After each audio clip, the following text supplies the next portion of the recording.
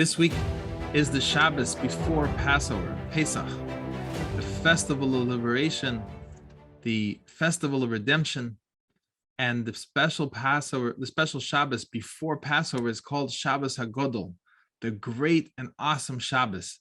Now, every Shabbos is a great Shabbos. Shabbos represents the recognition, the pausing to recognize and partake in the celebration of the reality that God Almighty created the world in 6 days and rested on the seventh. By emulating God Almighty and resting on the seventh, we acknowledge and testify to his creation of the world and his creation of the entire existence, the creation of each one of us, that each one of us is significant and necessary and essential, and that we're an absolutely required part of God's vision for creation, all 8 billion of us, and including the 80 billion to come, as the world will get back on track with fulfilling the first commandment of God Almighty, which is to be fruitful and multiply. So Shabbos is an awesome greatness in of itself, yet this particular Shabbos is called Shabbos HaGadol, the great and awesome Shabbos. What's so great and awesome about this Shabbos? And that is that the Alter Rebbe brings down in his compilation of Jewish law, the Code of Jewish Law. He brings down that this is great Shabbos. Tremendous miracle happened in Egypt. And that miracle actually relates to the whole concept of Shabbos too. Because not only did the Jewish people recognize God's hand and God's role in the creation of the world, but the non-Jewish people of Egypt also recognized that God was running the world. And let's explain how that happened. And then let's understand how that applies to us in our times. God Almighty brought plagues, the 10 plagues upon the Egyptians, in order that they should come to recognize God Almighty.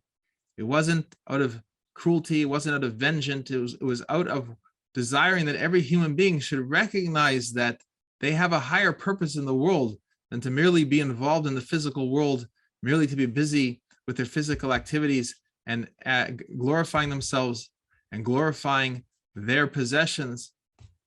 Rather, every human being is meant to recognize his spiritual source and to recognize what his spiritual purpose is. But the Egyptians were not capable of seeing that. The Egyptians had fallen to the trap of the cult of scarcity, and out of fear, out of the massive population growth of the Jewish people, had schemed to enslave the Jewish people in order to make war of population control against the Jewish people, to bring them into slavery, to exhaust them, to occupy them with taxing work, to occupy them with confusing work, to occupy them with endless work, so they would not have the energy, the time, or the interest in bringing new children into the world.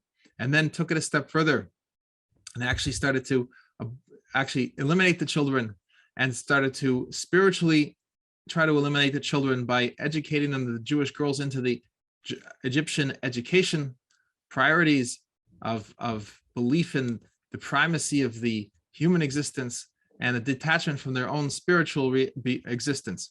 So all this had preceded the Exodus by 210 years and lower descent.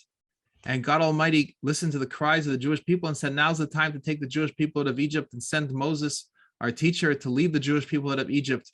And came to Pharaoh and said, let my people go that they may serve me on Mount Sinai, to serve God Almighty, to receive the Torah as a gift of instruction, a gift of guidance, a gift of divine wisdom for the Jewish people to be able to properly and inspiringly guide the entire world into the service of God Almighty. And this is all happening, it's all unfolding, this process of the trying to reshape Egypt, that Egypt should no longer see itself, be looking down at the ground and looking at the physical world as the only existence, but should begin to see that there is an infinite God, an infinite and caring and loving God Almighty that has brought the whole world into existence for a higher purpose. And in order to awaken Egypt, started with simple, less traumatic plagues, and each one of those plagues was not sufficient for the Egyptians to wake up. But the real problem at the core of everything was Pharaoh. Pharaoh was the leader. He was invested in his own aggrandizement. He himself was invested in thinking he was the ruling power of the world, and he was invested in other people believing that. So as the plagues were progressively more traumatic, more and more Egyptian people started to wake up and realize, there's really a God that's running this scene over here. Maybe Pharaoh should step out of the way. Maybe he should let go. Maybe he should relent and allow the Jewish people to leave Egypt. He should allow them to go, because that's clearly what God Almighty wants. And it's only for the benefit of Egypt that they should be able to go and serve God Almighty.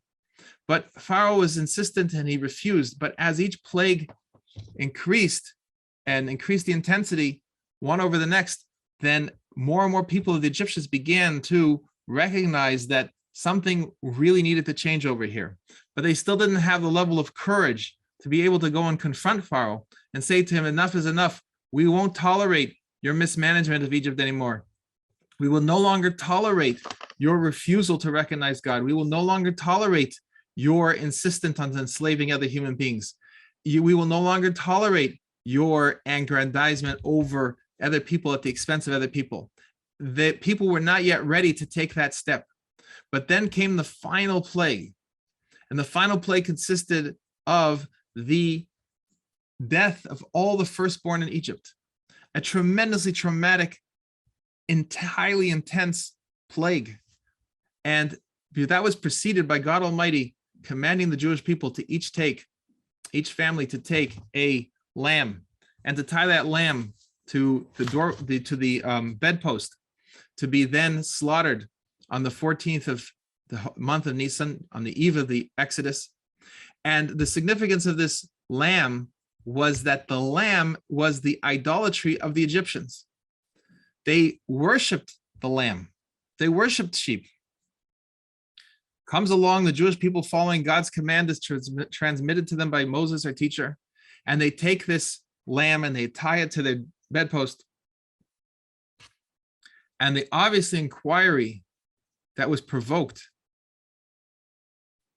by their neighbor, in the minds of their neighbors, was, what in the world are you doing that you're taking this sheep? And the Jewish people answered with confidence to the Egyptians and said, in 4 days, we are going to take this sheep and we are going to slaughter it as part of the Passover offering that God Almighty has commanded us to do. And he is going to bring on that very night a plague that's going to kill all the firstborn. And then he's going to take us out of the land of Egypt to go to Mount Sinai to serve God Almighty and receive the Torah. So the sudden realization of the firstborn of Egypt was, it was now or never. They already were beginning to become awakened to the fact that Pharaoh, in his crazy devotion to the cult of scarcity, in his crazy insistence on trying to rule over other human beings, was bringing destruction to every single human being. Not only to the Jews, but to the non-Jews, he was bringing destruction. But now they had to make it or break it. They had to make a run for it. And so they went to their fathers, they went to the rulership of Egypt, they went to Pharaoh and they said, it's time to let the Jewish people go. Why should the entire firstborn class of the Egyptian people be wiped out and destroyed because of your obstinance and your insistence to drive this country into the ground?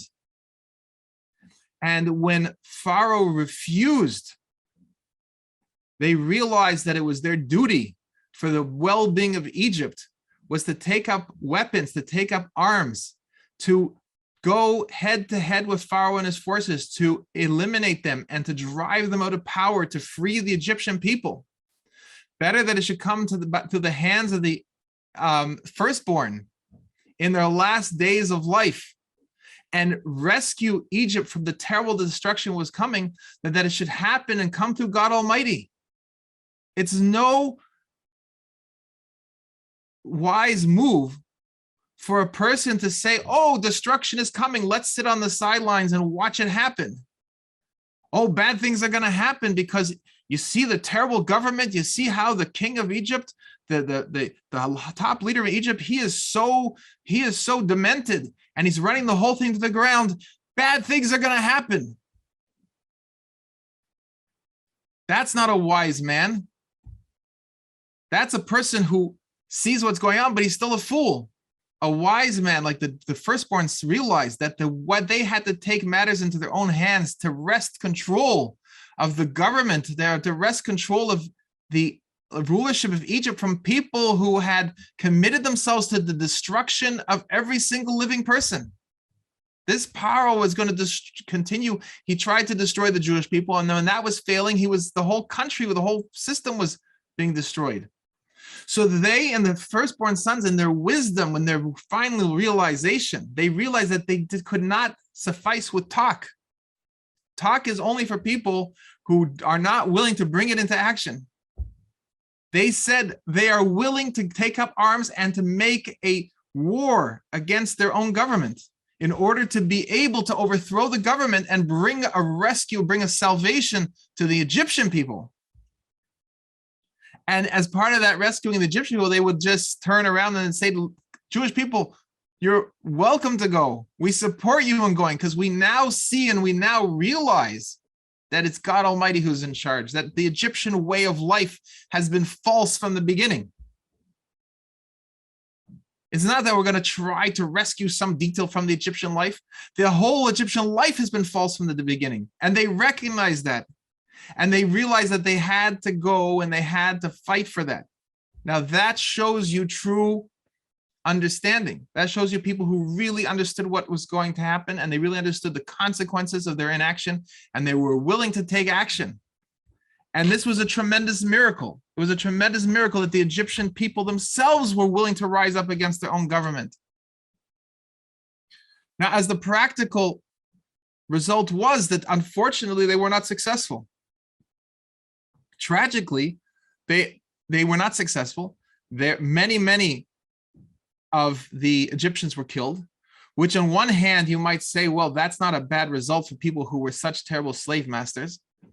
But that clearly is not God's intention, that would be the best result. The best result would be that the younger generation would say, hold on a second here, this is not acceptable. We don't agree to having our country run into the ground because of the insane pursuit of evil plans by a small number of elite people who've decided to control the entire society for their own evil plans and their own evil outcomes that they desire.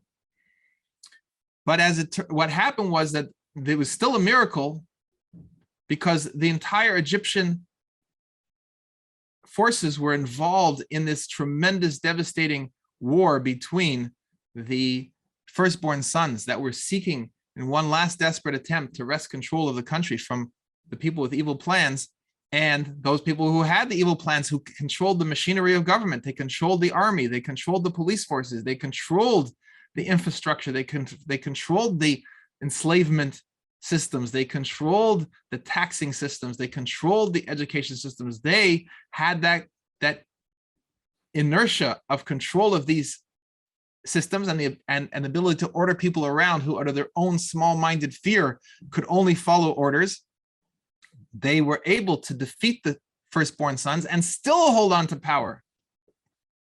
So then came the final plague on the night of Passover, when God Almighty passed among the houses of Egypt and differentiated through the blood of the Passover offering that was painted onto the doorposts of the Jewish households, and did not touch those houses, but instead went and eliminated the firstborn sons, and each one is struck at the center of the power of Egypt.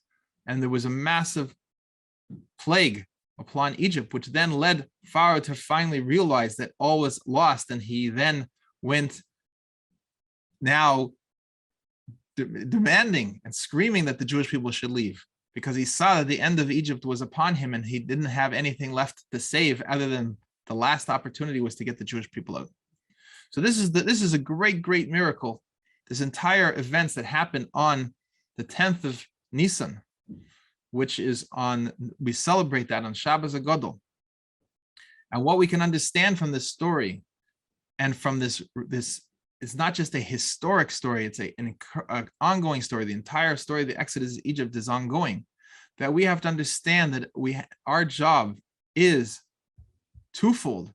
Our job is to tell people in a clear and direct way that there is a consequence to their actions, and that the choice of idolatry, that people choose to serve idols, whether it's the sheep whether it's the other type of idolatries and the idolatries of today, all the things that idolatry is something that person is not willing to give up, anything that person cannot part with because he thinks it brings him security, it brings him safety, it brings him well-being. That's what's taking care of him, which could even be the case, and a person could be thinking that about the government itself. That's all idolatry. When we need to tell people that the only way out from their physical slavery, which the Egyptian people were really enslaved also, their minds were all enslaved in that culture and that philosophy and that culture and that science and then that ideology and that idolatry, that's where they were enslaved. So our job is to tell them, like the Jewish people had the courage to stand up and say, for their benefit, if you want to go to this slavery in this physical world, you need to go to the spiritual slavery, that you've enslaved yourself to ideas and you've enslaved yourself to ideologies that then lead you to make choices in life that are crippling you, and your country and your nation is collapsing under the weight of the corruption of the ideology that leads to a corruption of the interactions between human beings, which leads to a corruption and the collapse of the civilization. And then the second part of that is, upon hearing that, a person must take action for the benefit not only of himself and his family and the other people around him, but for the benefit of the country as a whole. And for the in this case, when we live in an ever increasing ability to see that what we do in one country can affect either negatively or positively people in another country, we realize that what we do to take back the rights of the rulership, that the people themselves come forward and say to the people who are controlling and crushing the lives of people through their misuse and their misleading and their misinformation and their cruel determination to destroy, when the people decide that they've had enough of that and they do not want to watch the end game of such a scenario, but rather they go directly, and they could start with words, but it doesn't end with words. It has to go, as we see from the miracle of the Shabbos HaGadol, the great and awesome Shabbos that we celebrate on the corresponding to the miracle in the 10th of Nisan, that it's not sufficient. We cannot suffice with words. If the words don't work, then we see that the firstborn then went to war. It was necessary to go to war to save the lives, not only save their own lives, but to save the lives of Egypt as a whole and to save the country as a whole, to take it off the wrong path and to put it onto the correct path. And that is the correct path in the service of God Almighty. So we should say we don't want to suffer one more minute of the consequences of the evil actions and the evil decisions and the evil plans of other people. We have to say that we are willing to speak out clearly that the consequences that people are suffering from right now are the consequences of spiritual frailties and the lack of a spiritual compass, and the lack of a spiritual backbone. And that then leads to physical decay and a lack of physical abundance, which the abundance exists in God's world, but it's only through the corruption of those who try to control others. They spread fear and despair and spread shortages and spread price increases and spread all kinds of different ways to manipulate the people and manipulate the availability of food and the availability of resources in order to crush the people, God forbid.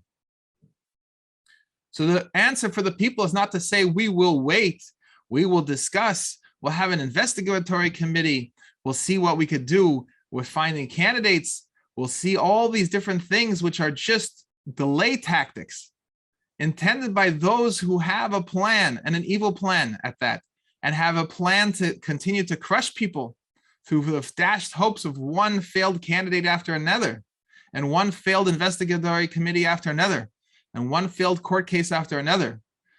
That is not the way to proceed. The way to proceed is to, as the firstborn sons did. The firstborn sons of Egypt said, enough is enough, and the time for talking is over, and the time for action is now, and they took the matters into their own hands, even at the loss of their own lives, that they were willing to do what was right for the country, to be able to lead the country out of the darkness and the confusion and the terror that's caused by people who are committed to darkness and committed to confusion and committed to terror.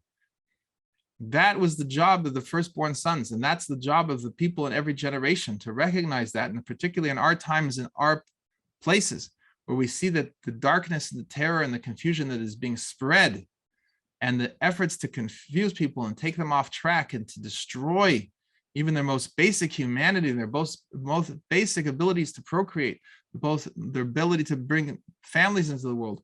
We see the tremendous destruction and how the destruction goes on, God forbid, in many different fronts, economic and social, and interactions between people, and the destructions of the families, and the destructions of the children, and the destructions on every level. May God save us and save every person.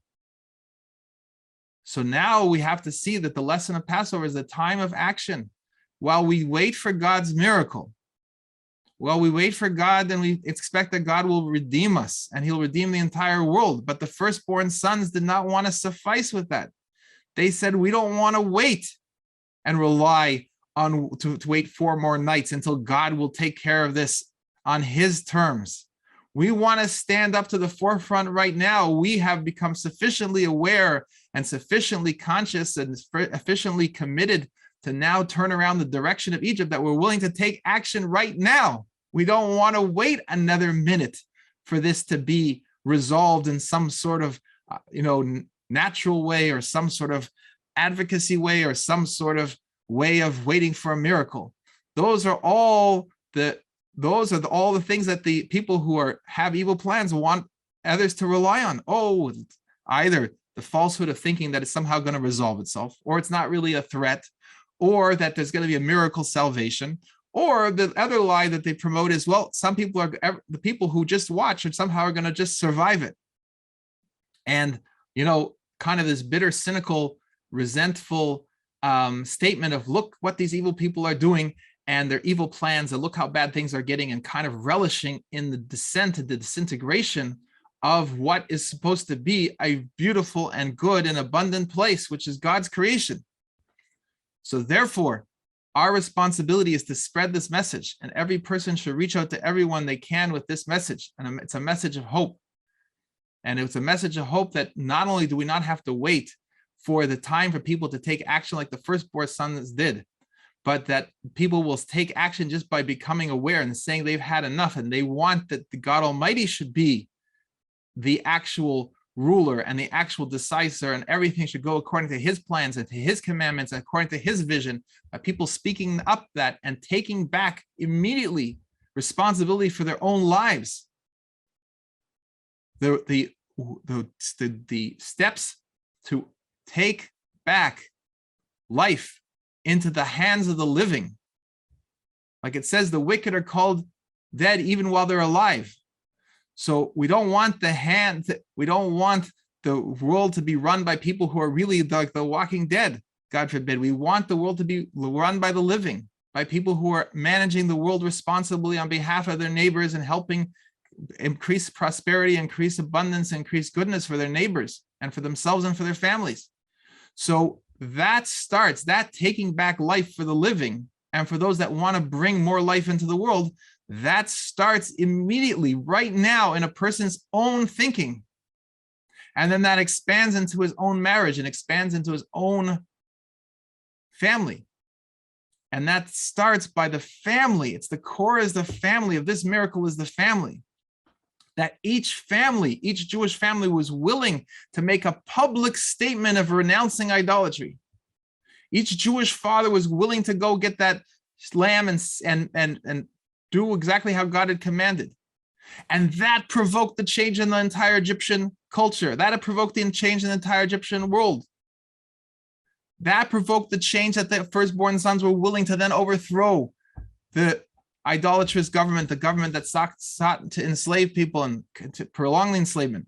So it started with the family unit, and the father of each household, and the father and wife, and the father and mother, and the father and mother and the children together need to make a declaration to take out of their houses every form of idolatry and make it a public statement that they are eliminating that idolatry, just like the Jewish families took the the lamb in a public and obvious way that they are going to slaughter this in the coming henceforth 4 days from now on the command of God Almighty. And they weren't worried about what everyone else was going to say about them. Oh, how dare you take the Egyptian idolatry and say you're going to slaughter it. On the contrary, their announcement without fear that they were going to do that actually provoked and awoke the entire Egyptian population into a state of spiritual arousal, a spiritual awakening to recognize that they better get connection with God Almighty right away. And that would bring them salvation in this world and the next. So therefore, it is the job of every person to make it clear, to clean up his house. We clean up our houses of any form of leavened products in advance of Passover. Clean out anything that represents the idolatry of our times. It's not okay to leave a little bit lying around in the corners. It infects, it infests, it spreads, and it demoralizes and spreads despair and spreads. Why? Because the whole idolatry is based on the idea of creating the idea that it has power. So if you leave a little space for it, if you leave a little part of it, then now that will grow because it wants to grow the idea that it has power. So the only solution is to remove every trace of it, every trace of the ego, every trace of the idolatry. That's what idolatry really is. It's the ego trying to find ways to comfort itself.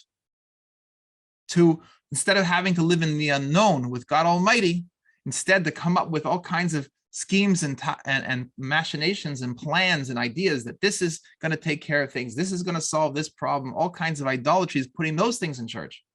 Because we're a human being in facing God Almighty and interacting directly with God Almighty is now stepping into the unknown. He's leaving it up to God.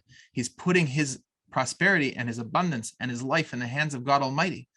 And some people are scared of that. So they leave a little corner for something that's going to take care of them. A little idol on the corner, a little bank account, a little this, a little that. Not that there's anything wrong with money if your person's going to use it wisely, but they in turn turn that into an idolatry that they're going to rely on the money. They're going to rely on a political candidate to save them. They're going to rely on a government institution. They're going to rely on the goods, graces of the fact that the country ran a certain way for a certain number of years, that therefore they assume that it's going to continue that way.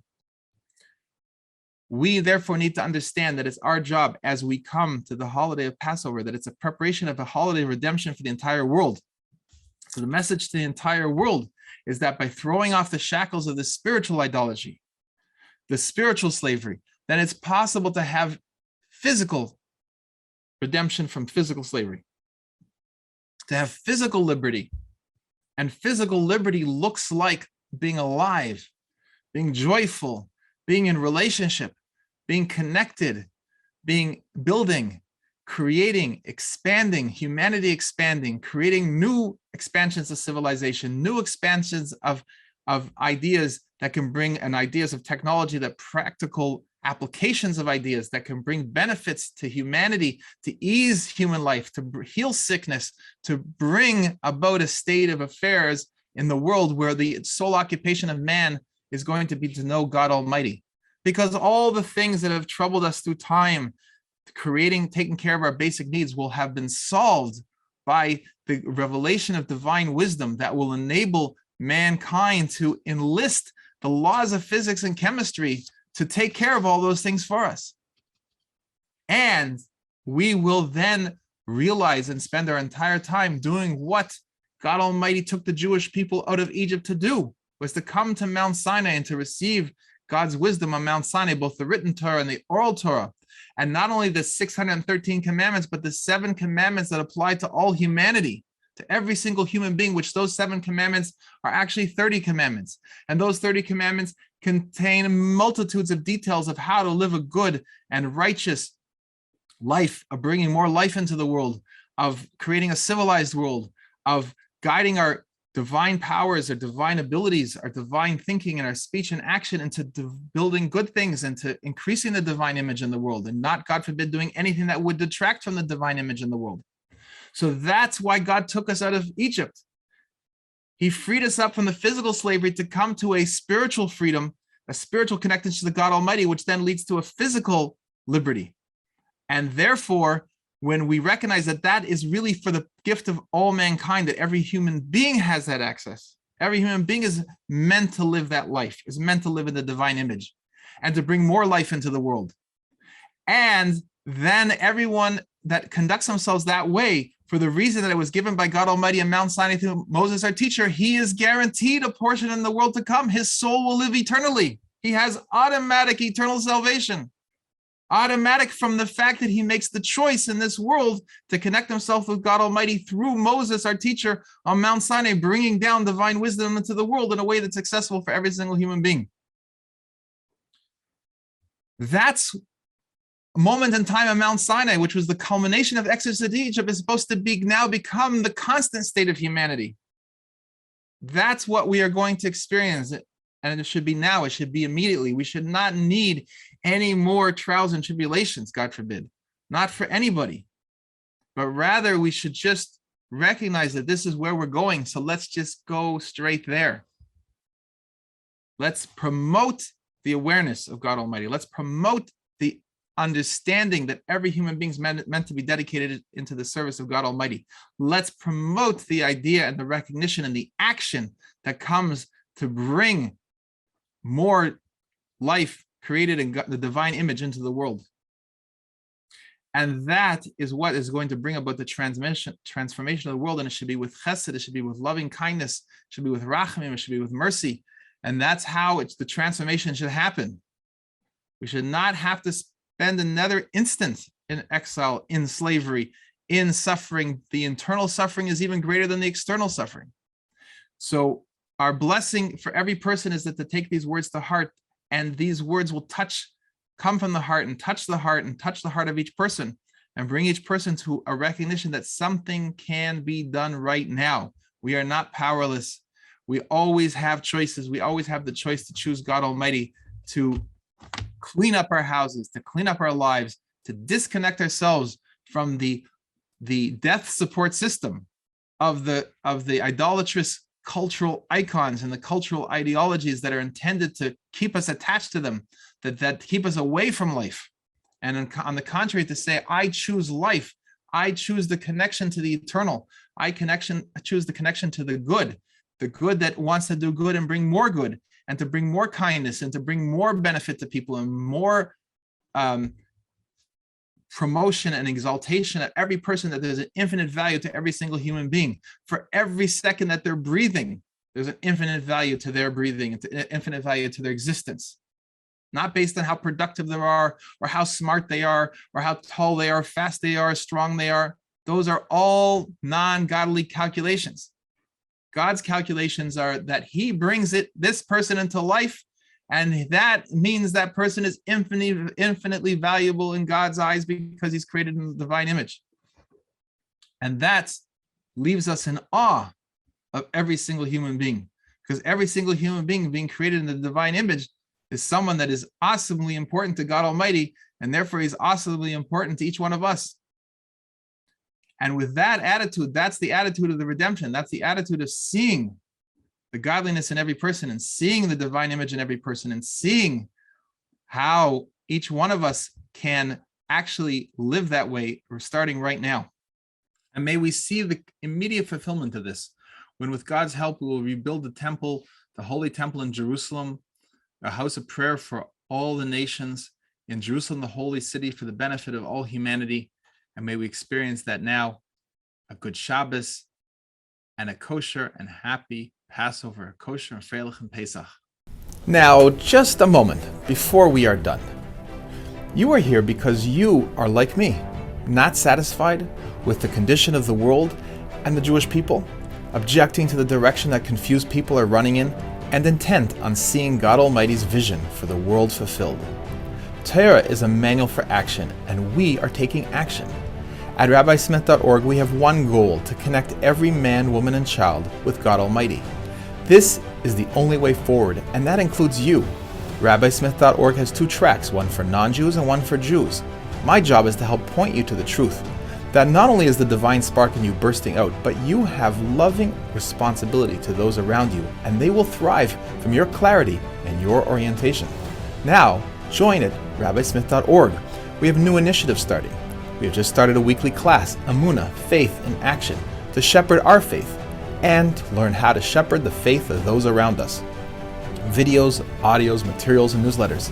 But most importantly, a relationship. The relationship of one person wanting the best for another and taking action to make that happen. At rabbismith.org, I will be asking you to make a personal undertaking to share what you learn with others and to spread the message of hope to every person, and to make a small daily contribution to support our joint vision and mission. Join us as we get the world on track for Mashiach, for redemption, and make it unfold. Enroll at rabbismith.org, and I will see you there.